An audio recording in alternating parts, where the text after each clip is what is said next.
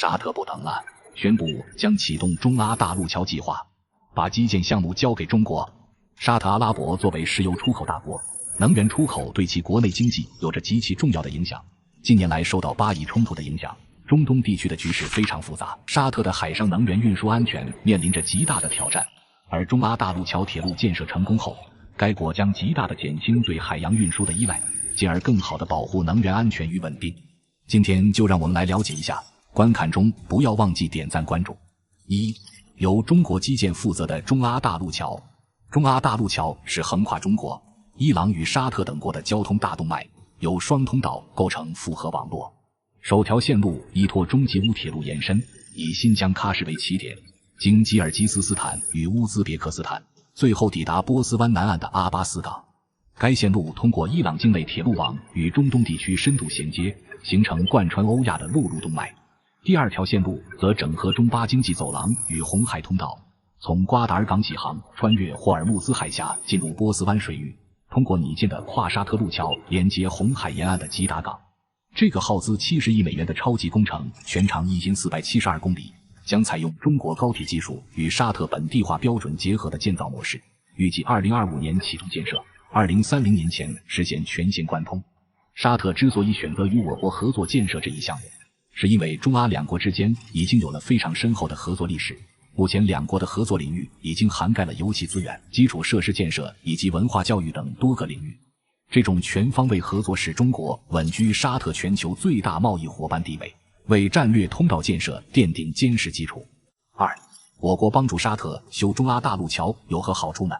中阿大陆桥是丝绸之路经济带连接亚非欧必不可少的一环。丝绸之路经济带提出距今已有12个年头，以中国为起点，向四周辐射开来，铺织成一个巨大的交通网络。其核心交通动脉不仅深入发展中国家，甚至触及部分经济欠发达地区，同时跨越重洋延伸至欧洲，旨在重现古丝绸之路的辉煌盛景。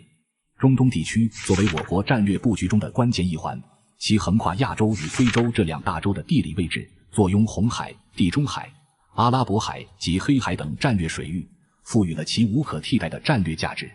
近年来，我国与中东国家的互动日益频繁，合作层次不断深化。以沙特为例，该国从我国大量引进机械设备、纺织品及粮食等必需品，而我国则从沙特获取石油、金属等关键资源，形成了互补共赢的良好局面。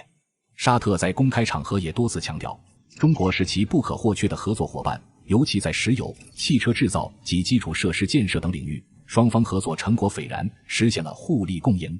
沙特还热切期盼更多中国企业入驻，进一步深化合作，共同推动国家繁荣发展。而且伊朗也积极响应，表达了全面参与合作的强烈意愿。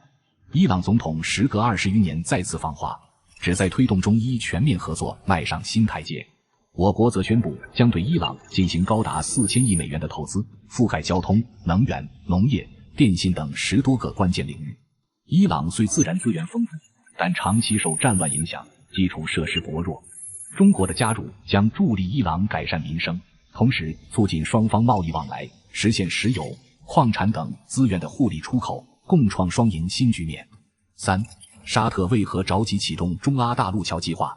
作为全球石油储备与生产的重要国家，沙特凭借其得天独厚的资源优势和战略位置，通过红海与波斯湾这两条国际能源命脉，将石油源源不断地输送到世界各个角落。近年来，中东地区局势动荡不安，特别是红海航线的安全受到巴以冲突的严重威胁，迫使沙特重新审视西海岸能源运输的路径与安全。为此，沙特开始探索能源运输的新通道，而构建中阿大陆桥的构想应运而生。这一创举不仅能够规避红海等高风险区域，为沙特的能源出口铺设一条更为稳固的运输线，还极大地促进了沙特国内东西部地区的互联互通。长期以来，沙特经济高度依赖石油产业，导致产业结构单一，工业基础薄弱，面对全球能源市场和经济波动的冲击时，显得力不从心。为打破这一困局，沙特推出了2030愿景，旨在实现经济多元化发展。中阿大陆桥计划正是这一宏伟蓝图中的关键一环，它不仅能够为沙特构建一个以交通枢纽为核心的新经济增长点，更在连接非洲大陆方面展现出无可比拟的战略价值。为此，沙特围绕这一项目精心规划并建设了达曼鹿港物流中心以及利雅得哈利德国王机场物流中心等7个大型物流枢纽，旨在将沙特打造成为全球物流网络中的重要节点。通过完善国内交通网络，沙特不仅吸引了大量海外投资，还促进了国内产业的升级与转型，逐步减少对石油经济的依赖，向着更加多元化、可持续的发展道路迈进。不填黄岩岛就填牛轭礁，目标10平方公里，可稳固南沙中部海域。南海上的岛屿众多，虽然牛轭礁并不像中业岛、仁爱礁等出名，但其地理位置非常特殊。九章群礁是南沙群岛中干触礁最多的一组群礁，而牛轭礁却是九章群礁面积最大的干触礁，极具开发价值。除了我国，越南与菲律宾亦对牛轭礁主权存争议，然其已被我国稳稳掌控在手中，成为渔民常驻之港。在南海局势中，吹填牛轭礁的作用有多大呢？今天就让我们来了解一下，观看中不要忘记点赞关注。1. 目前九章群礁的态势。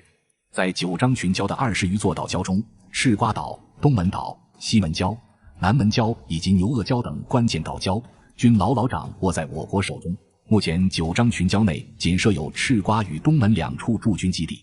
赤瓜岛坐落于群礁最西端，而牛轭礁则雄踞于最东侧，加之位于中部的东门岛，三者共同构筑起首尾相连、3点布防的坚固防线。岛上配备了完备的军营、综合楼、码头、直升机停机坪、灯塔以及发电和海水淡化等现代化设施。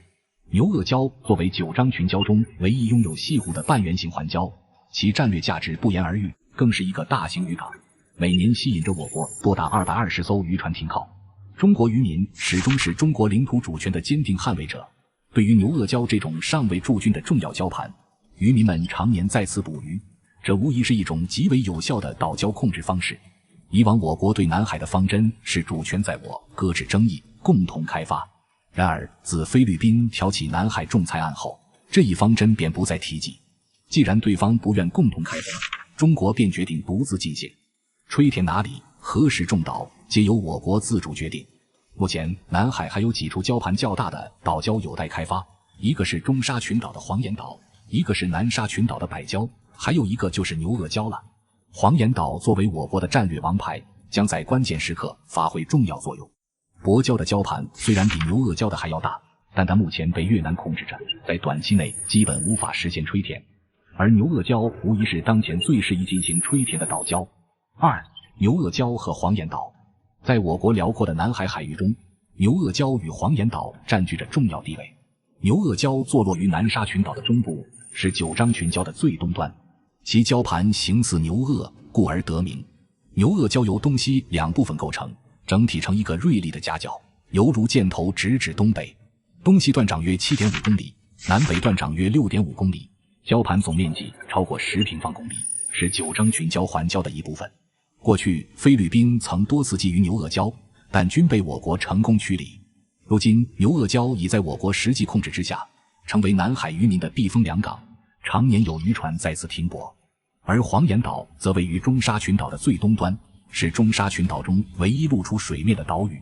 它是一个等腰三角形的大环礁，东西与南北宽度均为15公里，周长大约55公里，面积约150平方公里。黄岩岛设有我国的领海基地，周边还有毗连的经济区，是南海渔民的传统捕鱼区域。3. 牛轭礁的战略价值。实际上，牛轭礁并无丰富的油气资源，也缺乏由鸟类产生的天然肥料，但牛轭礁拥有九章群礁最大的泻湖，内部渔业资源丰富，是我国渔民的传统渔场。所以，牛轭礁的真正价值并不在于其物质资源，而在于其重要的战略地位。从地理布局来看，牛轭礁虽归我国三沙市管辖，但与我国海南岛有1000多公里的距离。相对而言，它与越南金南湾的距离仅620公里，距菲律宾的巴拉望岛更是只有315公里，离菲律宾首都马尼拉也不过855公里，是我国在南沙的重要战略支点。所以在牛轭礁实施填岛工程，预计可新增陆地10余平方公里，与赤瓜岛形成战略呼应，如同为九章群礁安装了坚固的安全锁。此后，我国南沙中段海域将坚不可摧，外部舰船侵入难度将大幅增加。尽管牛轭礁目前被定义为礁，但自2014年起，我国在南海海域开展了吹沙填岛的工程。随着永暑礁、华阳礁、梅济礁等已从礁变为岛。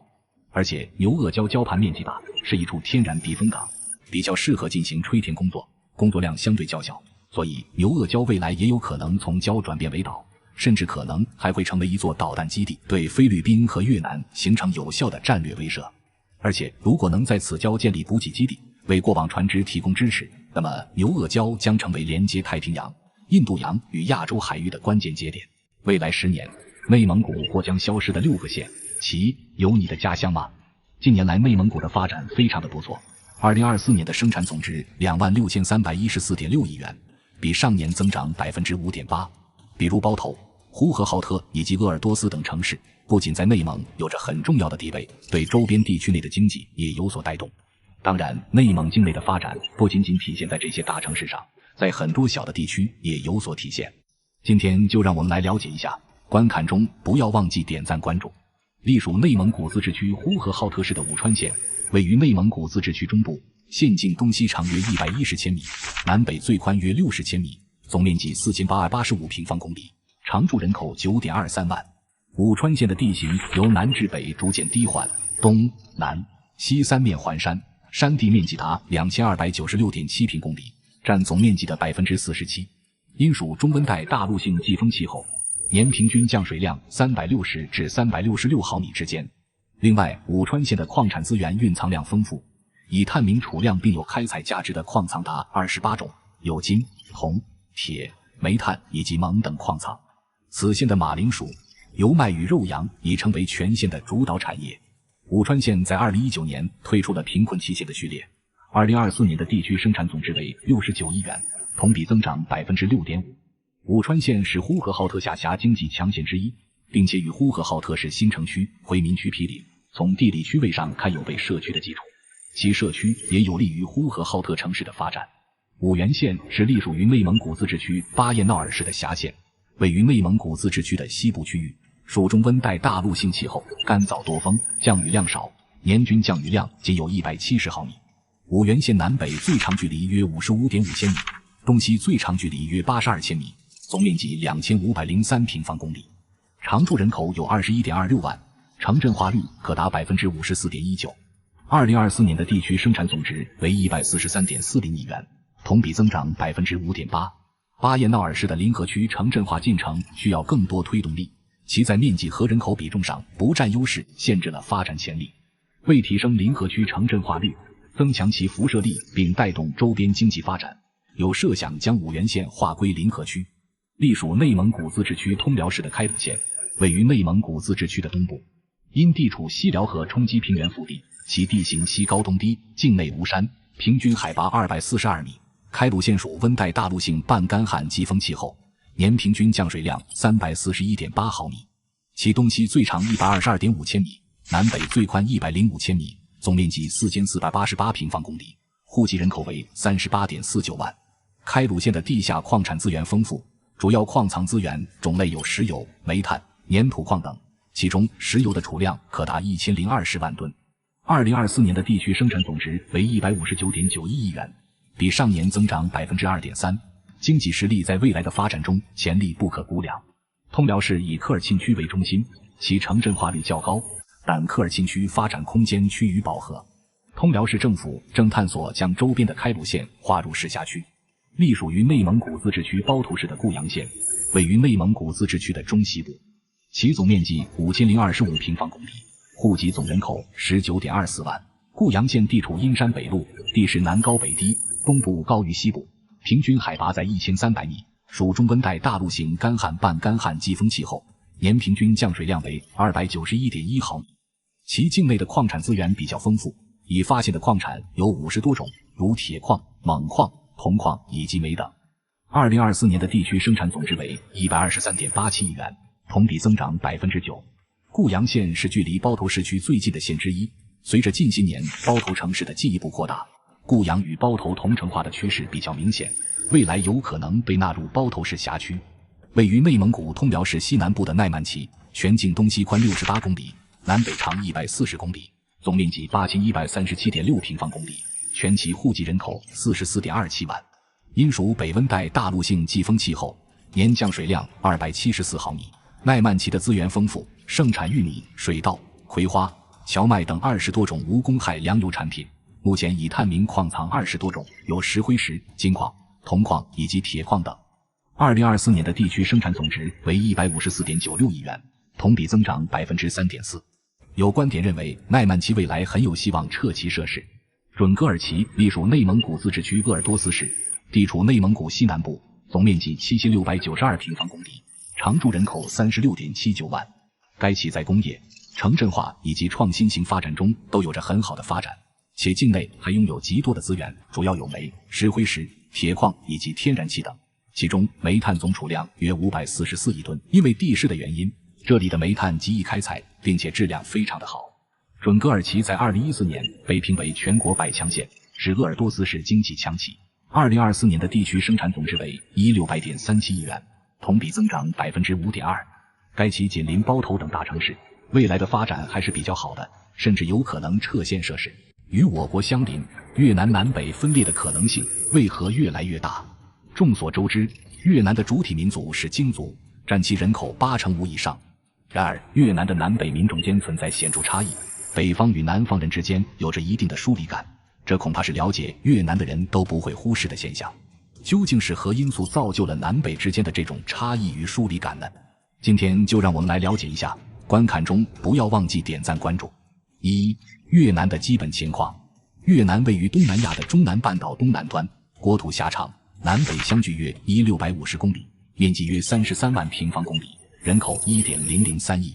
越南北部是我国的广西和云南，西部是老挝和柬埔寨。越南东部紧邻我国南海，海岸线长达3260公里，多天然良港，便于发展海运。其周边海域的渔业资源丰富。2024年的水产品产量约450万吨。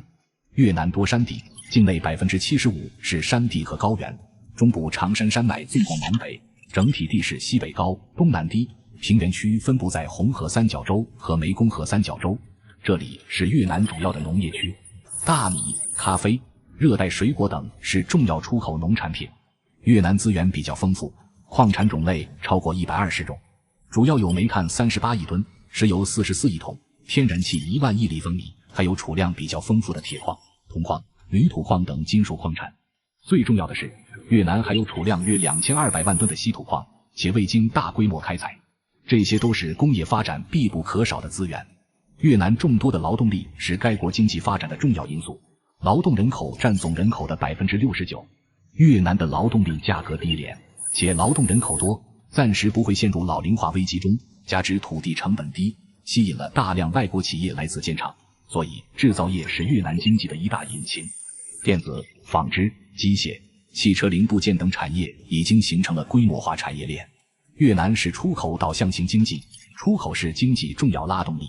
2024年国内生产总值预计4763亿美元，人均生产总值约4700美元，实现增长率 7.09%。2、南越与北越的代表性城市。胡志明市坐落于越南的南部，占地6772.6平方公里，人口高达1360.88万。自1975年越南战争落幕，南北统一以来，这座城市便步入了快速发展的轨道。它不仅拥有四通八达的铁路网络，连接越南的各个角落，更在北郊约6公里处坐落着一座现代化的新山翼国际机场，为旅客提供飞往世界各地的便捷服务。如今，胡志明市的食品与电子产业蓬勃发展，经济实力日益雄厚，为越南贡献了约 40% 的 GDP， 凸显了其在国家经济中的重要地位。而河内则位于越南的北部，红河三角洲的西北地带，面积3344.7平方公里。这里地势平坦，是冲积平原的理想之地，非常适合农业耕作与居民生活。河内盛产水稻、蔬菜和水果，农业基础坚实，而且机械制造、化工、纺织和食品加工等产业也蓬勃发展。服务业包括旅游、金融和教育等领域同样繁荣， GDP 占比约 18%。 值得一提的是，河内的一大标志性建筑龙边桥横跨红河两岸，以法式建筑风格著称，全长2290米。这座桥不仅为河内的交通提供了极大的便利，更成为了城市的一道亮丽风景线，见证了河内的发展与变迁。3、越南南北分歧难以调和的原因。在越南的历史长河中，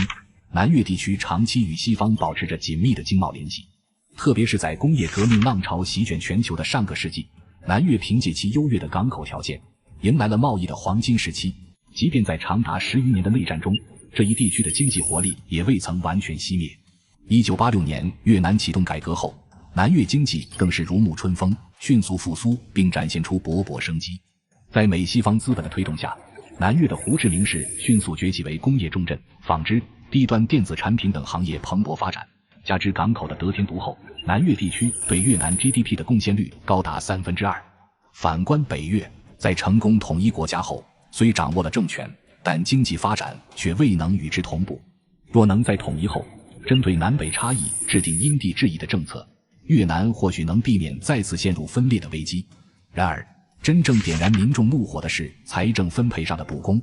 南方的企业家和民众常感，他们的辛勤付出并未得到应有的回报，反而有种被掠夺的感觉。而北方的掌权者则时刻警惕，生怕南方在接纳外资的过程中被西方思想侵蚀，动摇社会根基。这种互不信任的氛围在日常生活中随处可见。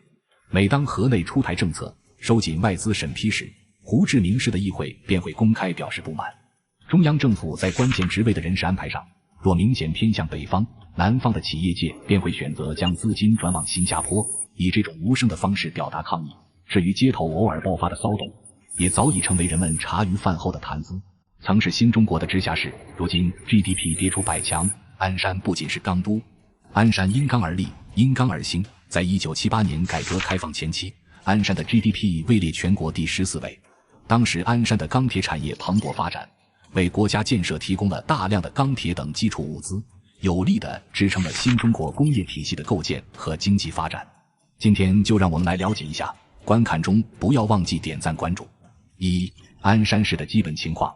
鞍山市是辽宁省下辖的第3大城市，也是中国重要的钢铁工业基地，辽中南地区重要的中心城市。其总面积 9255.4 平方公里，常住人口 319.2 万。鞍山市地势地貌特征是东南高西北低，属暖温带大陆性季风气候区，年均降水量为640至880毫米。鞍山位于中国的东北地区，坐落辽宁中心地带，处于辽东半岛的核心。其位置优越，毗邻渤海经济区腹地，成为沈大经济带的重要支撑点。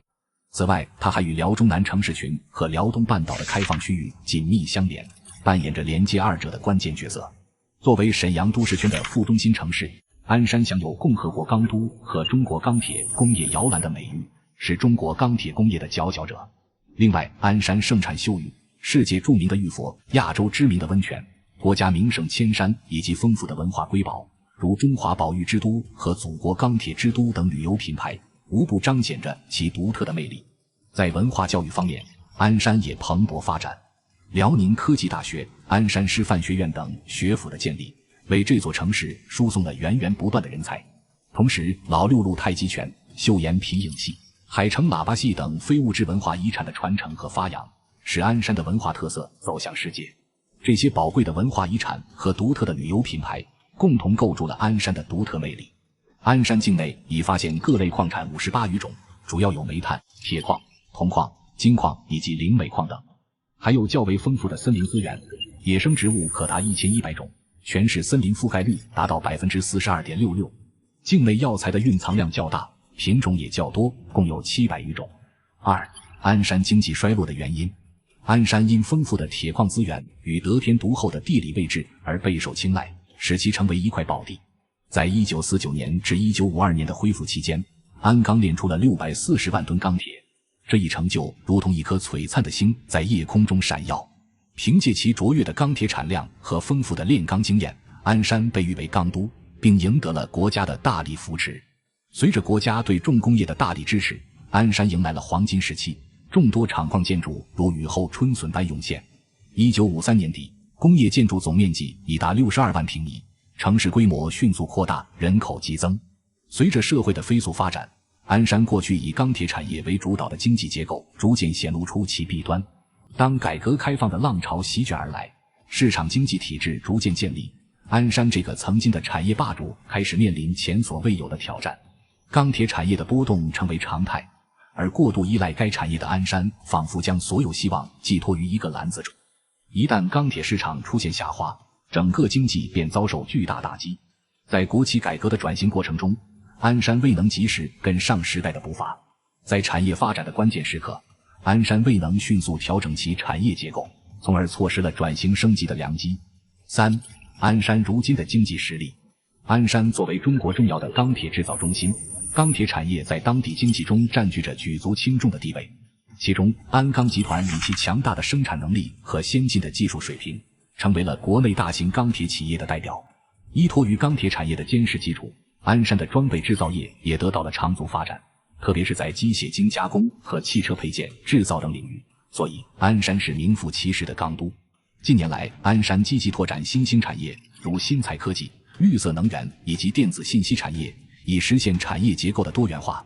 其经济总量在辽宁省内具有显著地位。随着产业升级和转型的深入推进，鞍山的经济发展正展现出新的风貌和趋势。2024年，鞍山市实现地区生产总值2156.3亿元，比上年增长 5.0%。鞍山的外贸以钢铁制品、大型机械和化工产品为主，积极拓展国际市场，与多国建立了稳固的贸易关系。该市凭借丰富的铁矿和磷煤矿资源，为相关产业提供了坚实的支撑。地理位置优越，交通便捷，为物资流通和人员往来提供了便利。然而，鞍山经济发展面临产业结构调整和环保治理的挑战。为推动可持续发展，该市正努力升级产业，强化环保措施，提升经济质量和效益。同时，鞍山还注重科技创新，推动新兴产业发展，以实现经济的多元化和可持续发展。投资超3万亿元，手握4大发展优势，新疆或成为陆权时代新引擎。新疆地处亚欧大陆桥头堡，是欧亚大陆的十字路口，是连接中亚、欧洲的核心通道，也是保障未来亚洲陆权的桥头堡和前沿阵地。目前已经成为带动中亚发展、稳定中亚的关键力量。今天就让我们来了解一下，观看中不要忘记点赞关注。1. 新疆的崛起与贸易。新疆的腾飞始于一场人类与自然间的壮丽较量。塔克拉玛干沙漠作为全球第2大的流动沙漠，曾被冠以死亡之海的称号，无数古老文明在此湮灭。如今，新疆已在塔克拉玛干沙漠周围筑起了一道绵延3046公里的绿色屏障。随着绿洲面积的不断扩大，新疆的农业产值在短短10几年间实现了400%的飞跃。昔日的盐碱地如今已蜕变为海鲜养殖的宝地，南美白对虾、三文鱼等高端水产品从这里源源不断地运往全国各地。更令人瞩目的是，新疆的沙漠中崛起了一片片光伏板阵列，这里太阳能和风能资源丰富，发电量以每年30%的速度迅猛增长，电价低至每度 0.42 元，仅为欧洲的1/5。到2030年，新疆的年发电量预计将突破9000亿度大关，超越德国和法国的总和。新疆正逐步崛起，成为欧亚大陆的能源心脏。地理环境的改善只是新疆腾飞的序曲，真正点燃新疆发展引擎的是2021年贯通的中欧班列。这条从上海直达德国汉堡的铁路，一半路程在新疆境内完成，它让新疆从内陆边缘一跃成为欧亚贸易的重要枢纽。对于欧洲企业而言，新疆的吸引力不言而喻，丰富的能源与广阔的市场。俄乌冲突后，欧洲工业饱受能源短缺之苦，而新疆则以其极低的能源成本和便捷的铁路运输，成为了欧洲企业的新宠。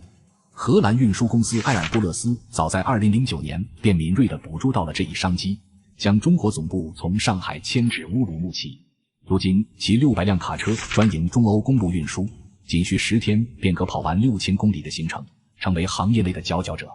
而中石油、中石化等25家央企也计划在未来5年内投资9400亿元用于新疆能源的开发，再加上本地430项重大工程的推进，总投资规模将超过 3.3 万亿元，为新疆的未来发展注入了强大的动力。2. 新疆的独特地理优势。